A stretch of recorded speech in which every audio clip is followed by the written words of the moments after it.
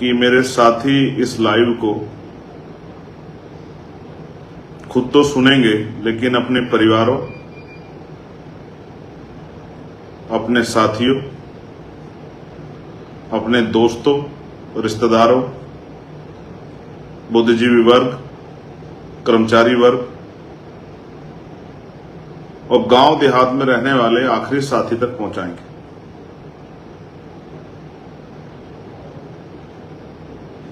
आज मेरे कंधों पे जिम्मेदारी है कि सरकार द्वारा कमजोर वर्गों के हितों के खिलाफ जो षड्यंत्र हो रहे हैं, मैं उन षड्यंत्रों को समझूं और उनको रोकने का काम करूं, अपने लोगों के हितों की रक्षा करूं। यह भी सत्य है कि मैं अपनी तरफ से पूरा प्रयास, पूरी कोशिश इसके लिए कर भी रहा हूं। अब जो वर्तमान की स्थिति है, आज हम लोग उस पर चर्चा करने के लिए और जो हो रहा है उसको जिस तरह मैं समझ रहा हूं उस तरह आपको समझाने के लिए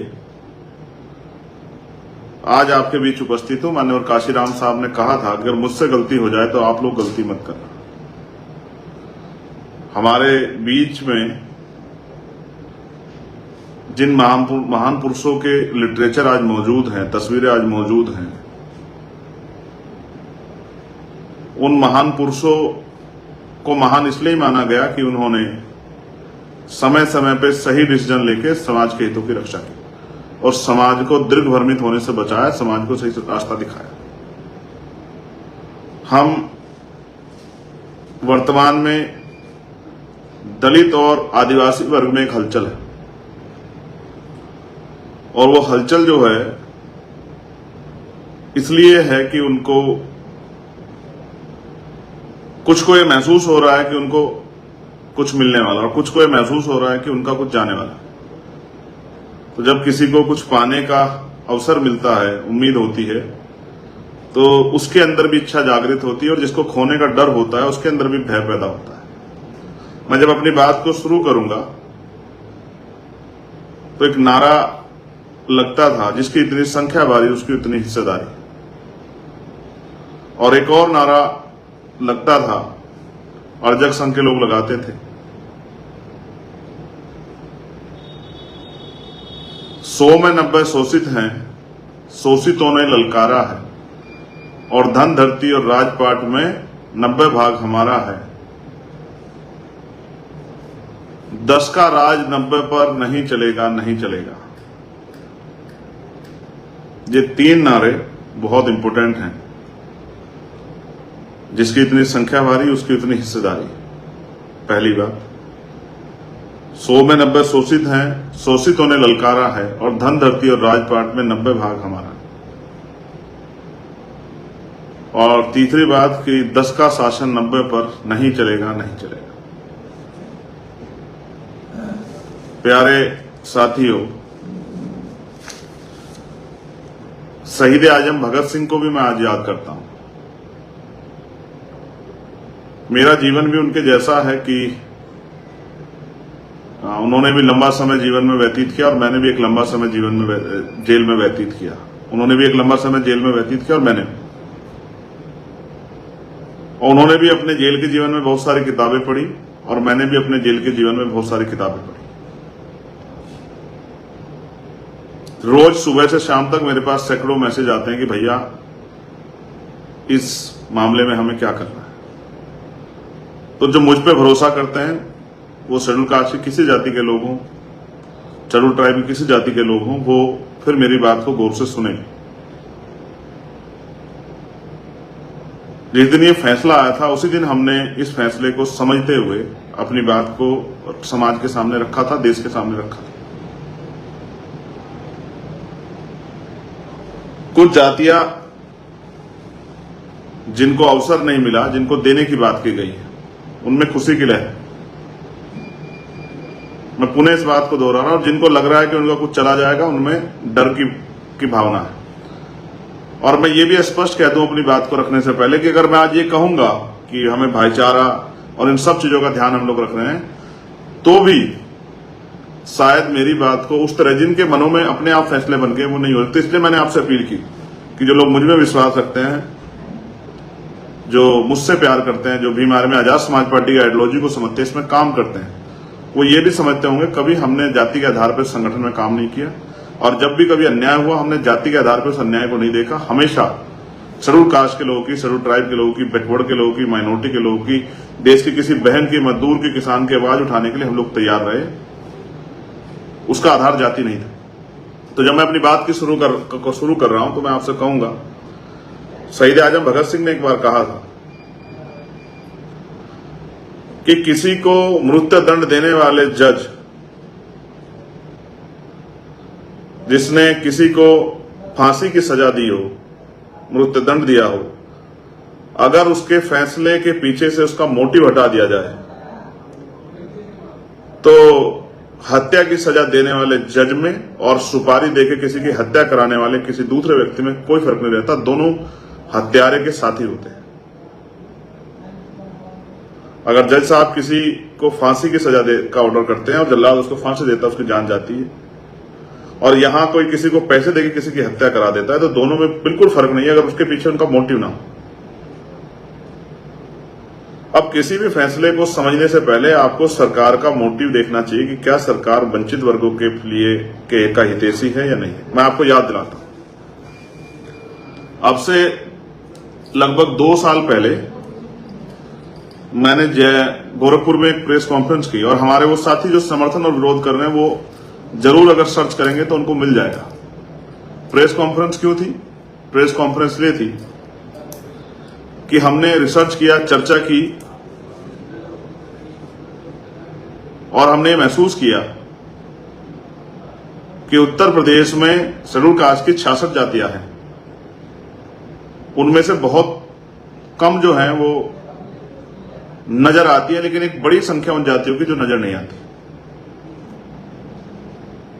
इसलिए हमने मांग की कि जब सुप्रीम कोर्ट ने EWS यानी कि इकोनॉमिक वीकर सेक्शन, यानी कि आर्थिक रूप से कमजोर वर्ग के लोगों के लिए 10% आरक्षण की सरकार की व्यवस्था को सही माना,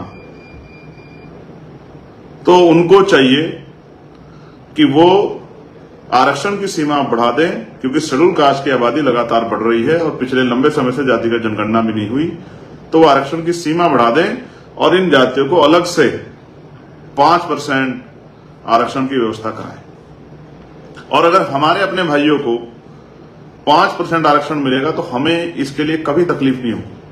और मैं तो कह रहा हूं 5% ही नहीं, 10% देना चाहिए जिनको अवसर नहीं मिले। दूसरा, हमने यही बात पिछड़े वर्ग के जातियों के लिए भी कही कि पिछड़े वर्ग की आबादी 52% है, और मैं आपको चरित्र बता रहा हूं सुप्रीम कोर्ट का, जिस सुप्रीम कोर्ट के ऑर्डर पे हमारे लोग जो हैं चर्चा कर रहे हैं, उसी सुप्रीम कोर्ट ने पिछड़े वर्ग के लोगों को 52% आबादी के बाद 27% रिजर्वेशन दिया। उसमें भी क्रीमी लेयर की एक सीमा लगा दी और फिर उस आरक्षण व्यवस्था को चालू किया, लेकिन आज तक भी कभी उसको मॉनिटरिंग नहीं किया। तो इसका जवाब मैं आगे आपको दूंगा कि क्या स्थिति है। तो इसलिए मैंने, क्योंकि आंकड़ों पे बहुत बात हो रही है, तो मैंने इसलिए कहा कि उन जातियों को भी, जो जातियों को अवसर नहीं मिला है, उनको भी 15%, जबकि बैठता तो 25% है, लेकिन 15% अतिरिक्त आरक्षण जो है 27% से अलग पिछड़े वर्ग की जातियों को, उन जातियों को जिनको अवसर नहीं मिला, उनको चिन्हित करके दिया जाए। ये बात मैंने उस पीसी में रखी और अपनी पार्टी के लोगों से कहा कि हम, जो हमारी पॉलिसी है वो जनता को पता होनी चाहिए। सेम, समान एजुकेशन पॉलिसी, समान शिक्षा, समान चिकित्सा, सभी को न्याय की व्यवस्था समान रूप से, जो कि आज नहीं। एक गरीब आदमी हाईकोर्ट सुप्रीम कोर्ट नहीं जाता, लाखों रुपए लगते हैं। ये व्यवस्था, इस विषय पर मैंने अपने लोगों से ये अपील की, पार्टी के लोगों से, कि वो गांव गांव जाकर इसका प्रचार करें कि होना चाहिए। ये हमारी 1.5 साल 2 साल पहले जब इस पर कोई चर्चा नहीं होती, तब ये हमारी दृढ़ संकल्प और इच्छा शक्ति थी कि ये होना चाहिए, उन लोगों को लाभ मिलना चाहिए। और अब संख्या के आधार पर आरक्षण व्यवस्था कर देनी चाहिए, जिसकी जितनी संख्या है उतना आरक्षण का लाभ उसको मिलना है, उतने लोग उनके प्रति तो उनका होना चाहिए। ये हमारा सामाजिक न्याय के प्रति हमारा दृढ़ संकल्प भी है और हम इसके प्रति, ये महापुरुषों की बात है, इसके प्रति हम लोग जो हैं मेंटली प्रिपेयर हैं। साथ साथ अभी जब आपने मुझे पार्लियामेंट में सुना, जब ये ऑर्डर भी नहीं आया था, तो मैंने एक मांग की, जो मैंने प्राइवेट मेंबर बिल लाके की, पढ़े लिखे लोगों ने सुना होगा, कि निजी क्षेत्रों में क्योंकि सरकारी नौकरियां लगभग खत्म हो गई है, सरकारी पूरा डिपार्टमेंट प्राइवेट कर दिया है, सरकार बड़े पैमाने पे लेटरल एंट्री कर रही है, संविदा है, आउटसोर्सिंग है, ठेकेदारी है, तो बड़े पैमाने पे सरकारी नौकरियां लगभग खत्म हो गई है। तो अब समय आ गया है कि निजी क्षेत्रों में आरक्षण की व्यवस्था एससी, एसटी, ओबीसी के लोगों को कराई जाए। ना मैंने किसी एक जाति की बात की, ना एक धर्म की बात की, मैंने एससी, एसटी और ओबीसी के लोगों के लिए बात की। ये मेरा सामाजिक न्याय के प्रति मेरा दृष्टिकोण है। शायद मेरी इतनी बड़ी मांग हमारे इतने बड़े एससी, एसटी, ओबीसी समाज को नहीं थी। ये मांग मैंने ना अपने परिवार के लिए की, ना जिस जाति में मैं जन्मा हूं उसके लिए की, ना ही सिर्फ शेड्यूल कास्ट के लिए की। ये मांग मैंने शेड्यूल कास्ट की सभी जातियों के लिए, शेड्यूल ट्राइब की सभी जातियों के लिए और बैकवर्ड ओबीसी अन्य पिछड़ा वर्ग की जातियों के लिए भी की, क्योंकि मैं उनकी सामाजिक हैसियत को समझता हूं और उनकी जो आर्थिक जो असमानता का वो शिकार हो इसको समझता हूं। अब सवाल ये है कि जो व्यवस्था में आरक्षण आपको मिला वो मांगने से मिला या उसके लिए प्रयास करने पड़े, तो आपको ये समझना पड़ेगा कि बाबा साहब अम्बेडकर ने उसके लिए एक लड़ाई लड़ी। वो मांगने से इन सरकारों ने, इन लोगों ने खुश होकर आपको नहीं दिया, उसके लिए एक लड़ाई लड़नी पड़ी। पूना पैक्ट हुआ, कम्युनल अवार्ड हमसे छीना गया, तभी आरक्षण व्यवस्था हमारे लिए हुई। ये किसी ने दया करके आपको नहीं दिया। जुडिशरी जिनको कहा जाता है कि वो न्यायप्रिय है, कभी उन्होंने जो एट्रोसिटी शेड्यूल कास्ट के लोगों पे होती है, कभी उन्होंने उसको स्वतः जो उसका संज्ञान नहीं लिया, जब तक वो बहुत बड़ा विषय नहीं होगा। और उसका उदाहरण मैं आपको बताता हूं कि जब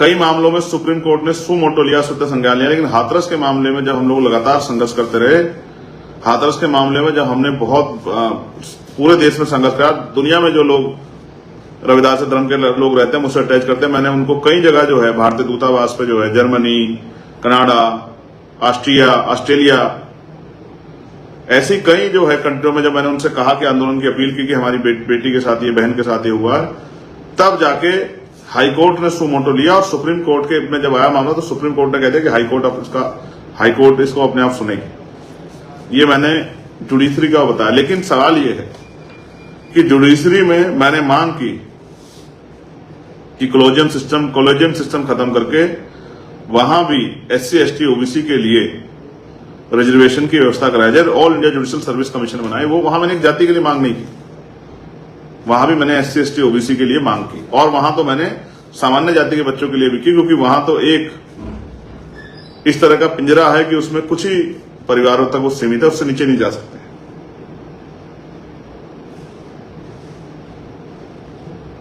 ये मेरा सामाजिक न्याय के प्रति दृष्टिकोण है। अब अगर आप आरक्षण की बात करेंगे, जिस तरह की चर्चा आज चल रही है,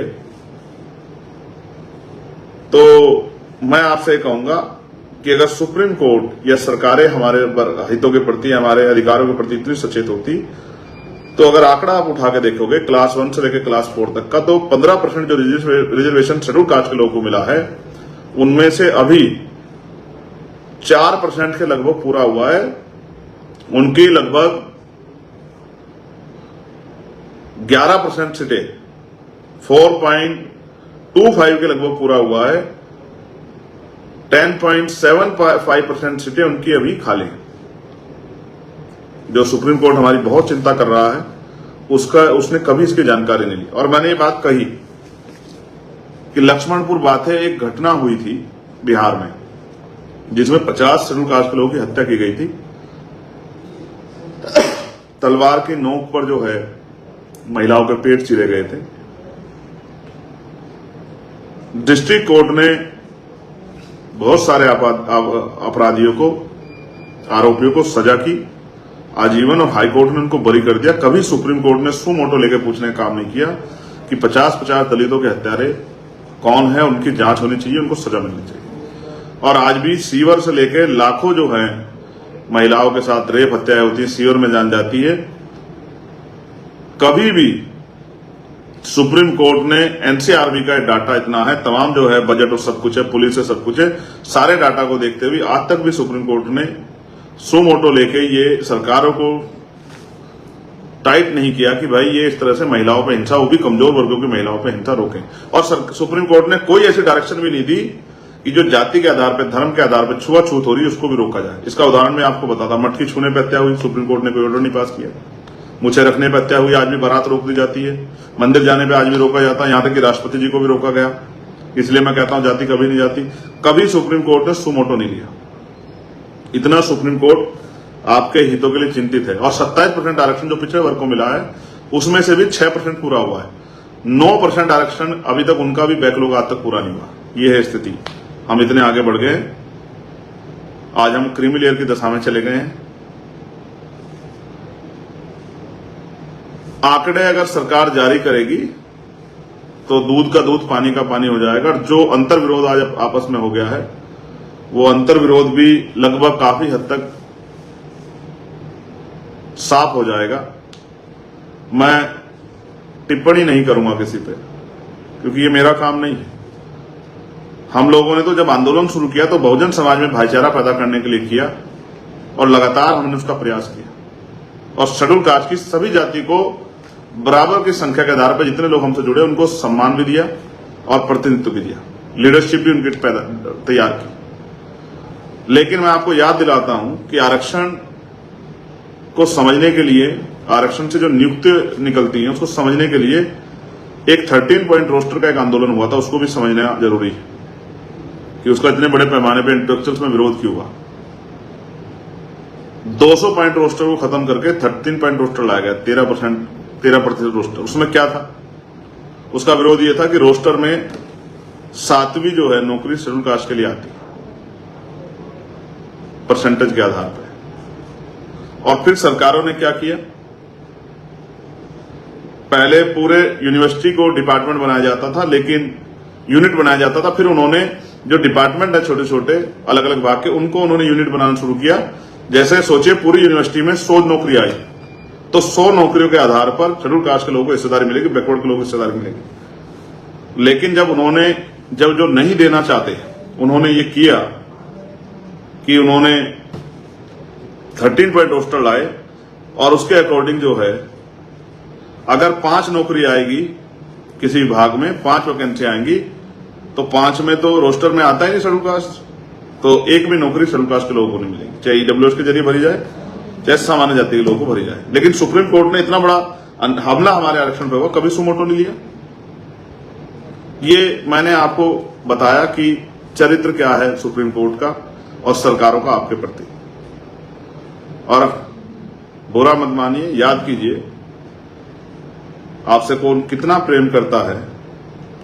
जब हाथरस की बेटी का विषय आया था, ये मैं इसलिए याद दिला रहा हूं कि हमारे लोगों को याद होना चाहिए, इस पूरे शेड्यूल कास्ट के लोगों को, तो भारतीय जनता पार्टी का एक भी मेंबर ऑफ पार्लियामेंट, एक भी मिनिस्टर आप उसके लिए ट्वीट नहीं कर पाया, और सब लोगों ने उस बेटी का चरित्र हनन मिलकर करने का प्रयास किया। यहां तक कि जो सिटिंग एमपी थे वो भी अपराधियों के पक्ष में खड़े।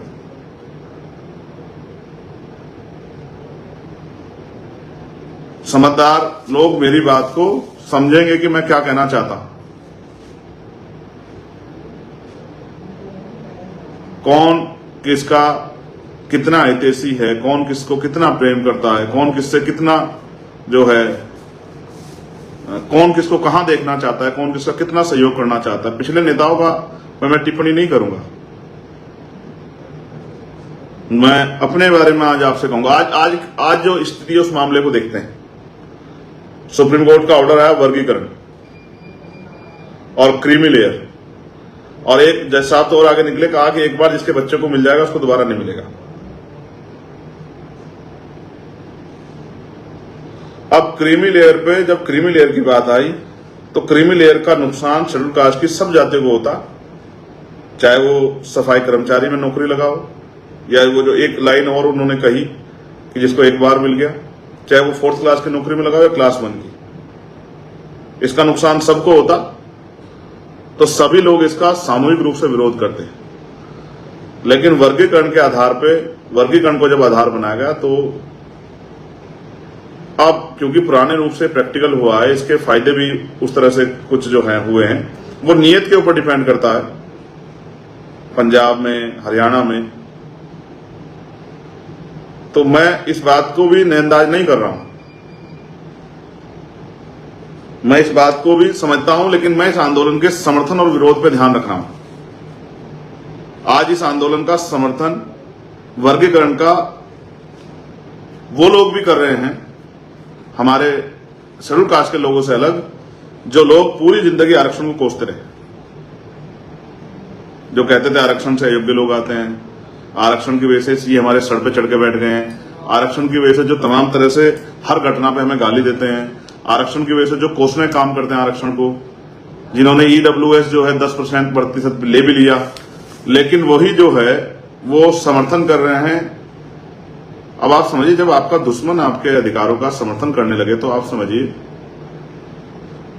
कि क्या हो रहा है। जिन लोगों ने पूरी जिंदगी, जिनकी संतानों ने, उनके बड़ों ने, जिन्होंने कैंपेन चलाए, जिन्होंने बड़ी बड़ी सभाएं करके कहा कि आरक्षण की नसबंदी करनी चाहिए, आरक्षण खत्म कर देना चाहिए, आरक्षण आर्थिक आधार पर होना चाहिए, वही लोग जो हैं आज आरक्षण का समर्थन करके हमारे भाइयों को के बीच में जा रहे हैं, भाइयों से बात कर रहे हैं कि भाई हम आपके हितैषी हैं, आपको मिलना चाहिए। अब इसका जो मुझे नुकसान समझ आता है उसको भी समझिए मेरी भाषा में। इसके लिए सुप्रीम कोर्ट ने स्टेट को पावर दे दी कि स्टेट कर सकती है, लेकिन उसके साथ एक बीच में एक पेच भी लगा दिया कि बिना आंकड़ा जुटाए नहीं कर सकती। आंकड़े कैसे जुटेंगे? जब जातिगत जनगणना होगी। भाई जब तक जातिगत जनगणना नहीं होगी तब तक तो आपको कैसे पता लगेगा किसको कितना लाभ मिला है?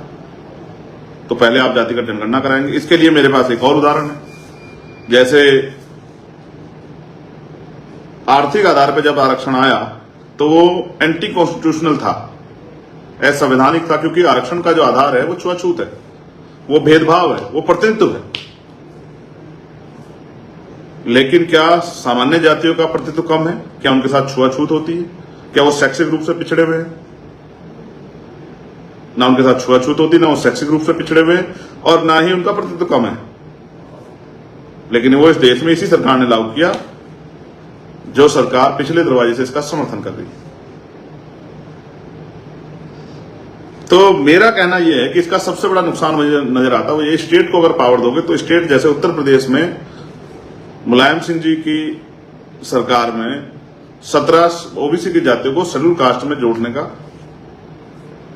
जोड़ दिया गया, फिर सुप्रीम कोर्ट ने उसको रोक दिया, और भी कई सरकारों ने इस तरह का प्रयास किया, तो सुप्रीम कोर्ट ने उसको इस बात के साथ खत्म कर दिया गया। हम भी ये कहते थे और आप सब लोग भी जानते, पढ़े लिखे सब लोग ये कहते थे भाई ये नहीं हो सकता, क्योंकि इसकी पावर तो राष्ट्रपति जी को है, संसद को, ये तो स्टेट गवर्नमेंट को है ही नहीं।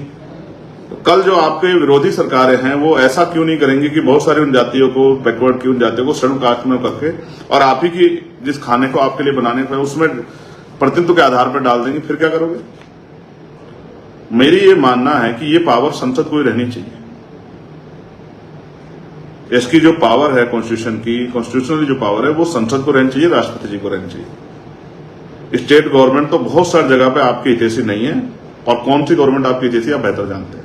उसका उदाहरण यह है कि आपके बच्चों के स्कॉलरशिप बंद हुई, किसी को फर्क नहीं पड़ा, एजुकेशन का बजट बंद हुआ, किसी को फर्क नहीं पड़ा, स्कूल इतने बंद कर दिए, किसी को फर्क नहीं पड़ा, तमाम तरह की चीजें और प्रयास किए, किसी को फर्क नहीं पड़ा। इसलिए मैं आपसे कह रहा हूं कि जमीन पे जाके आप देखेंगे तो आपको और एट्रोसिटी और तमाम चीजें तो वो आपके सामने रहेंगी, और किस तरह से आज भी कच्चे मकानों में रहते हैं, तमाम तरह की परेशानियां होती है। मैं उस बात को आप और मैं जानते हैं। अगर इतना जो अच्छा होता तो फिर हमारे लोगों को मैला नहीं उठाना पड़ता, कटर में नहीं जाना पड़ता, ठेकेदारी पे 5,000 7,000 में काम नहीं करना पड़ता,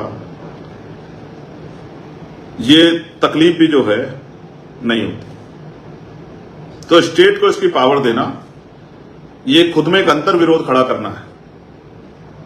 कल कहीं बिना आंकड़ा जुटाई कर दिया जाएगा तो उस तरह से फिर कोर्ट में जाके इसको जो है इसको फिर से इसमें रोक लग जाएगी। तो इसकी पावर जो है वो स्टेट में नहीं होनी चाहिए, सेंटर पे होनी चाहिए।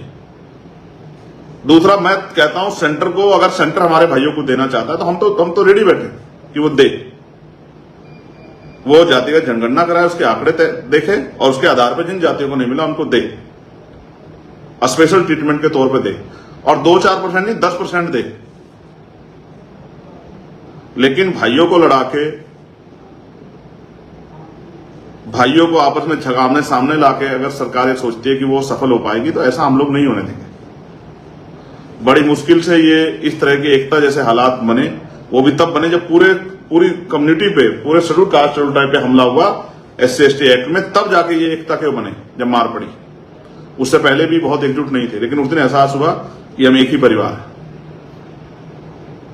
तो मैं तो कह रहा हूं अगर सरकार देना चाहती है आंकड़े जुटाए, जातिगत जनगणना कराए और 10% कम से कम जो है हमारे उन भाइयों को जिनको अवसर नहीं मिला उनको दे। हम तो सामाजिक न्याय के सबसे बड़े समर्थक हैं। आप जल्दी से जातिगत जनगणना, आप देखिए सरकार जातिगत जनगणना करा सकती है नहीं करा सकती है, ये आपके और मेरे सामने है। इसमें आपको पता लग जाएगा कि कौन सी पार्टी जातिगत जनगणना की थी। भाई बिना जातिगत जनगणना कराए कैसे करा दो? ये तो सुप्रीम कोर्ट ने उसमें लगाया कि जातिगत आंकड़े जो इकट्ठा करे और आंकड़े इकट्ठा करके फिर करे। तो मैं तो कह रहा हूं सरकार जातिगत जनगणना कराए।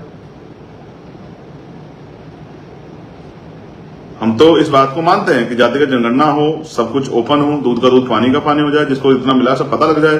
क्या 15% पूरा हुआ आज तक ये भी जानकारी हो जाए। तो जो भ्रम फैलाया गया है, तब जैसे कहा जा रहा है कि किन जातियों ने ज्यादा खा लिया वो कर लिया, तो मैं मानता अगर 15% उन जातियों के पास 15% पूरा मिल रहा होता और उनमें वही जातियां होती तो मैं मान लेता कि भाई वो ज्यादा खा रहे हैं। लेकिन जब पूरा ही 4% हो रहा है, 5% तक पहुंच रहा है, तो 9% उसमें जब अपने लोग जो हैं वो भरे जा रहे हैं, क्योंकि बैकलॉग तो लगातार धीरे धीरे पूरा कर रही है सरकार, EWS और तमाम तरह के जरिए। तो इसलिए ये आधार जो है वो निरर्थक हो जाता है जब मैं इसको देखता हूं। दूसरा, अब उकसाने वाली बातें कही जा रही हैं एक दूसरे को, मैं उन पर भी टिप्पणी करूंगा जो कह रहे हैं कि भाई जो वंचित वर्ग की जातियां वो हैं कि भाई इनमें पढ़े लिखे लोग नहीं है, ये नहीं है, वो नहीं है, एजुकेशन स्वीकार नहीं किया। तो भाई एजुकेशन स्वीकार नहीं किया, आपने कितने लोगों के हाथ जाके पकड़े, कितने लोगों के लिए स्कूल खोले, कितने लोगों के लिए कॉलेज खोले, कितने लोगों के लिए कोचिंग सेंटर खोले, कितने लोगों को बराबर बिठा के पढ़ाना सिखाया कि आप वर्ग बन पाए। बाबा साहब तो आपको शेड्यूल कास्ट बना के क्या आप वर्ग बन पाए? क्या आपने रोटी बेटी का रिश्ता किया? क्या आपने सोशल रिस्पॉन्सिबिलिटी को निभाया? क्या आपने पे बैक टू सोसाइटी किया? इसका जवाब आप पे है। क्या आपने अपने आखिरी भाई का हाथ पकड़ा? क्या आप उनकी बस्ती में गए, उनके बीच में बैठे, उनकी परेशानी को सुना समझा, उनके साथ खड़े होने का प्रयास किया, उनकी तकलीफ को अपनी तकलीफ माना? तो जब आप इसको देखोगे तो आपको समझ आएगा हमने तो ये काम किया है। हमारी लीडरशिप ये बात जानती, लोग हमारा करेक्टर इस मामले में जानते हैं, हमारा कार्य जानते हैं, लेकिन और किसी संगठन में इतनी हिम्मत नहीं हो पाई कि वो अपनी जाति से बाहर निकल के इस काम को कर पाता। इसलिए मैं कह रहा हूं कि बहुत सारी साजिशें हो सकती है, आपको एक दूसरे भाई के आमने सामने कर दिया जाए, उसमें उधर से कुछ सरकार के लोग, विरोधी लोग, अन्य संगठन लोग घुस के हमला एक दूसरे के साथ खड़ के पे हमला कर दें। ऐसी स्थिति हो जाए कि एक लंबी खाई खिंच जाए, इतनी लंबी खाई खिंच जाए कि भाई भाई की शक्ल ना दिखे, भाई भाई को विरोधी समझ बैठे। हमें तो अवसर नहीं मिला, लेकिन जब हमें अवसर मिलेगा तो हम तो खुद करके दिखाएंगे कि किस तरह से अपने भाई को जो हासिल है उसको अपने बराबर में लेके आ जाता। हमें तो अवसर नहीं मिला है, हम तो कोशिश कर रहे हैं। हम तो कोशिश करके प्रयास कर रहे हैं कि अगर हमें मौका मिले, और इसके लिए हम राजनीतिक शक्ति इकट्ठा कर रहे हैं, तो हम ये करके दिखाएं। हम अपने भाइयों के बीच में बंटवारा ना करें, लेकिन जो विरोधियों ने हमारा छीन रखा अधिकार, जिसपे हमारा अधिकार बैठता है, जिसपे हमारी रिश्तेदारी बैठते हैं, हम उनसे अपने भाइयों के पास तक अधिकार पहुंचाने का काम करें, ना कि अपने भाइयों में बंदर बांट करके उनको लड़ाने का काम करें। ये काम तो विरोधियों का है, वो अपना काम कर रही है। अब बड़ा सवाल ये आया था कि अभी हरियाणा का चुनाव आज अनाउंस हो गया, मुझे एहसास था, मैंने इसलिए आज का दिन का लाइव रखा था। तो हरियाणा में अब क्या, अब आचार संहिता लग गई, अब कुछ हो नहीं सकता है, मगर आपस में एक दीवार तो खड़ी कर दी गई, वो जो एकता आपकी बनी थी उसको तोड़ने के लिए।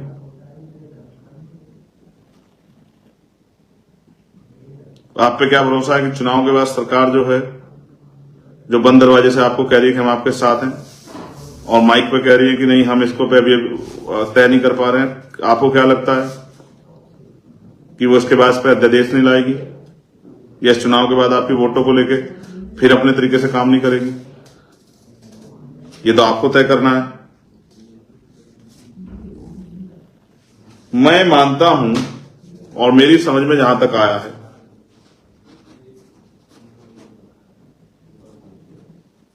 कि जब आपके आगे दाना फेंका जाए तो शिकारी आपका शिकार करना चाहता है, ना कि आपको पाल पोस के मजबूत करना चाहता है।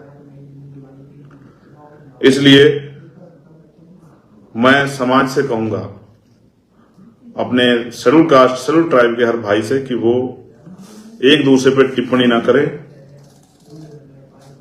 एक दूसरे को बुरा ना कहें, और अपने अपने अधिकारों के प्रति संवैधानिक मर्यादाओं में जो संघर्ष वो कर रहे हैं उसको करते रहे। दूसरा, आजाद समाज पार्टी, भीम आर्मी सरकार के षड्यंत्र को समझती है, सरकार की चालों को, साजिशों को समझती है, और भविष्य में कुछ ऐसा ना हो जाए उसको भी ध्यान में रख के सचेत है। इसलिए आजाद समाज पार्टी निजी क्षेत्रों में आरक्षण की व्यवस्था की जाए, और इसके लिए सरकार को झुकाने का काम, सरकार को मजबूर करने का काम किया जाए, और आरक्षण की सीमा बढ़ाई जाए। जिन भाइयों तक नहीं पहुंचा उनको 10% आरक्षण की सीमा बढ़ा के 15% से अतिरिक्त 10% आरक्षण की व्यवस्था उन जातियों के लिए की जाए। ऐसी जो है हमारी सोच है, और उसके लिए 11 सितंबर को हम लोग दिल्ली में एक ऐतिहासिक आंदोलन करेंगे। हमें भीम आर्मी आजाद समाज पार्टी की शक्ति पे, समाज के बुद्धिजीवी वर्ग के, जो बुद्धिजीवी वर्ग की सोच आज मुझसे उम्मीद कर रहा है कि भाई चंद्रशेखर आजाद जो हमारा बेटा है वो हमारे अधिकारों के प्रति क्या सचेत है या नहीं है, या उसको फिक्र है या नहीं है। मैं उन सबसे भी कहना चाहता हूं कि जब तक मेरे शरीर में लहू का आखिरी कतरा है, ना तो मैं अपने भाइयों को लड़ने दूंगा, और ना ही मैं इनके अधिकारों को दुश्मन की साजिशों का शिकार होने दूंगा। और जो भी आरक्षण के खिलाफ षड्यंत्र करने का काम करेगा उसको दिन में तारे दिखाने का काम हम लोग जो है वो करेंगे। और एक बहुत ऐतिहासिक आंदोलन हम लोग 11 सितंबर को दिल्ली में करेंगे। ये खेल बहुत हो गया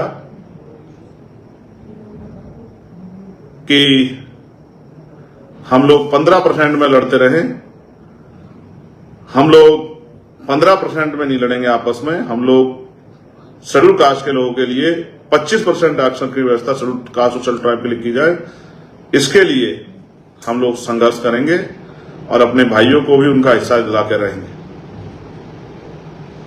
मैं आजाद समाज पार्टी, भीम आर्मी और अपने बहुजन समाज से, बुद्धिजीवी वर्ग से कहूंगा कि किसी भी तरह की टिप्पणी अपने भाइयों पर ना करें। कल हमारे भाइयों को जब सरकार का खेल उनकी समझ में आएगा तो उनको एहसास हो जाएगा कि सरकार उनके साथ किस तरह खेल रही थी, सरकार उनकी कितनी हितैषी है, और सरकार उनसे वोट के अलावा कोई और मकसद रखती है नहीं रखती है। बहुत सारे लोगों को इतनी बार मौका मिला, फिर भी आज हम इस हालात में क्यों, इसका जिम्मेदार कौन है? नौकरियां इस देश में 2% हैं, जिनमें से 1% करीब निजीकरण की भेंट चढ़ गई हैं। बहुत सा बड़ा सेक्टर प्राइवेट हो गया, और बहुत सारे बैंक अभी प्राइवेट सेक्टर में करने के लिए उनको मर्ज करने की तैयारी कर दी। बहुत सारे स्कूल बंद हो रहे हैं। आने वाले समय में कोई कहीं किसी डिपार्टमेंट में सरकारी नौकरी बचेगी, सब सेक्टर प्राइवेट हो जाएगा। तब आपके बच्चे क्या करेंगे, मुझे इस बात की भी चिंता है। मुझे चिंता है क्या आप पूरी जिंदगी जब तक जीवन रहेगा आपका, क्या आप गरीबी, बेबसी, जुर्म, जातिगत भेदभाव, अन्य अत्याचार से ही लड़ते रहेंगे या इस देश में अपनी हिस्सेदारी को भी आगे बढ़ाएंगे? मैं फिर विश्वास दिलाता हूं, जो लोग मुझ पर भरोसा करते हैं भीम आर्मी आजाद समाज पार्टी पर, एक कार्यकर्ता होने के नाते आजाद समाज पार्टी भीम आर्मी का मैं वचन देकर कहता हूं कि मैं अपने लोगों के हितों के से किसी भी तरह का समझौता बर्दाश्त नहीं करूंगा और किसी भी तरह से अपने लोगों के हितों को दुश्मन को छीनने नहीं दूंगा। किसी भी कीमत पर, जब तक मेरे अंदर लहू का, मेरे शरीर में सांस है, लहू का आखिरी कतरा है, मैं उनको विश्वास दिलाता हूं, जो शक्ति उन्होंने मुझे दी है, मैं उनकी शक्ति के बदौलत उनको विश्वास दिलाता हूं कि मैं चंद्रशेखर आजाद और भीम आर्मी आजाद समाज पार्टी का एक समर्पित कार्यकर्ता आपको विश्वास दिलाता हूं कि किसी भी सरकार को उसकी साजिश का जवाब देने की शक्ति आप लोगों ने हमें दी है, वो जवाब हम लोग दे सकते हैं। लेकिन मैं आपसे भी कहूंगा, सावधान रहें, सतर्क रहें और आपस में अपनी एकता को ना टूटने दें। बहुत सारी चीजें समय के साथ जो हैं छनकर आपके सामने आ जाएंगी। बहुत सारी चीजें जो हैं छनकर स्पष्ट रूप से आपके सामने आएंगी, तब आपको एहसास हो जाएगा। मैं आप सबका धन्यवाद देता हूं कि आपने मुझे सुना, इसलिए मैं आपका आभारी हूं। मगर मेरा विश्वास है कि आप वर्तमान हालात, दुश्मनों की साजिश और आज की स्थिति में किस तरह से समाज को साथ लेकर चलना, इन फैसलों को मेरे समझेंगे। मैं बहुजन समाज का सच्चा सिपाही हूं, इसलिए मैं आपसे अपील कर रहा हूं, सावधान, सतर्क रहें और जिम्मेदारी से संवैधानिक मर्यादाओं का पालन करते हुए अपनी बात को रखें, अपने आंदोलन को चलाएं। किसी जाति धर्म पर टिप्पणी ना करें, किसी को बुरा ना कहें, अपने संवैधानिक संघर्ष को जारी रखें। और बाकी बात मैंने आपको कहा, जो सरकारें हमारी एकता तोड़ के हमें कमजोर करना चाहती है, उनसे हम सीधे सीधे जो संघर्ष है वो अपनी शक्ति के बल पे 11 सितंबर को दिल्ली में उनको जवाब देंगे और उनके इस झूठ को कि पोल को भी खोलने का काम करेंगे। हम पे बहुत सारे उस तरह के एविडेंस उनके प्रति हैं कि वो किस तरह की मंशा और किस तरह की इच्छा हमारे लोगों से रखते हैं, क्या वो हमारे लोग छुआछूत भेदभाव करते नहीं करते हैं और वो हम लोगों के कितने हितैषी हैं। उन्हें आप सभी का धन्यवाद। लेकिन मैं समाज से अपील करूंगा कि वो निराश ना हो, कमजोर ना पड़े, मन में कोई परेशानी ना रखें। सुप्रीम कोर्ट और तमाम चीजों से बड़ी है जनता, और जनता जो है अपनी शक्ति को समझे। जिस तरह से हमने पहले भी, चाहे 2 अप्रैल को अपनी एकता से, चाहे दिल्ली में गुरु घर के आंदोलन में अपनी एकता से दुश्मनों को मुंह तोड़ जवाब दिया है, उसी तरह से हम सरकार के इन षड्यंत्रों का भी सामना करेंगे। इस बात का मैं आपको विश्वास दिलाता हूं। बहुत बहुत धन्यवाद। अब हम पैरों की तरफ नहीं, आसमान की तरफ देखेंगे और 85% बहुजन समाज के लोगों को उनकी संख्या के आधार पर उनके अधिकार कैसे मिले, इस बात के लिए संघर्ष करने के लिए तैयार होंगे। इन्हीं सब बातों के साथ आप सभी के लिए मंगल कामनाएं। जय भीम, जय भारत, जय संविधान, जय मंडल, जय जोहार। आप सभी के लिए